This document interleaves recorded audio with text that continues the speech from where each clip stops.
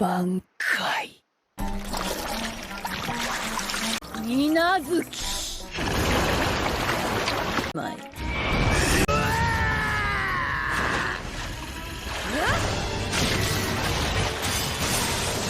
なんだ。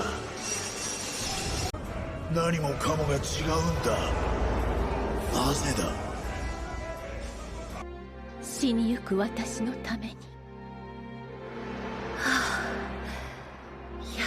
So, we learned a few things in this episode, and what a hell of a fight.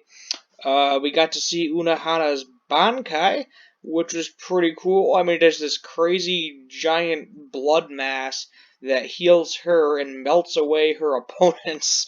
But we also learned that she keeps healing Kenpachi over and over and over and over again as she's killing him in order to get him to finally wake up to get stronger.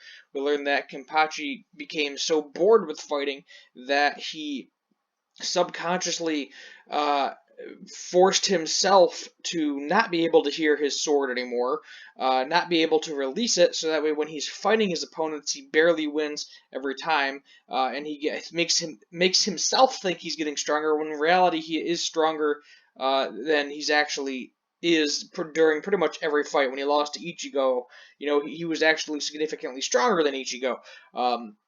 However, he subconsciously doesn't realize this because he wants to enjoy the fight. He wants to drag that fight out for as long as he can, make it last even longer, and basically he's just enjoying it. And that's the gist of it. And he killed Unohana.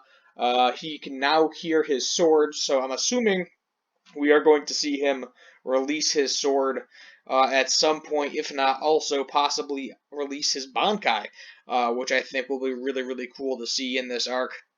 In addition to that, Renji and Ichigo went into this test where Renji passed. He is a true Soul Reaper, and Ichigo failed the test, which was surprising. I think it was because they were calling it an Asai, I think is what they were calling it. Basically, it's like a blank Zanpakuto where the Soul Reaper uses it. Eventually, their own spiritual pressure goes into it, and then it transforms, takes on a soul of its own, things along those lines, and then it becomes your own personal sword. Where now that we're thinking about it, Ichigo never had one of those.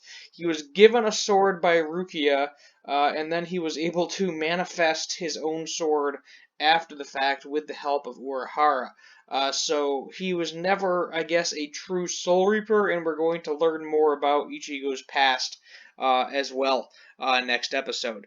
Excellent episode, beautiful animation. Every episode feels like I'm watching a movie to a certain extent. Make sure you hit that subscribe button on the way out, too.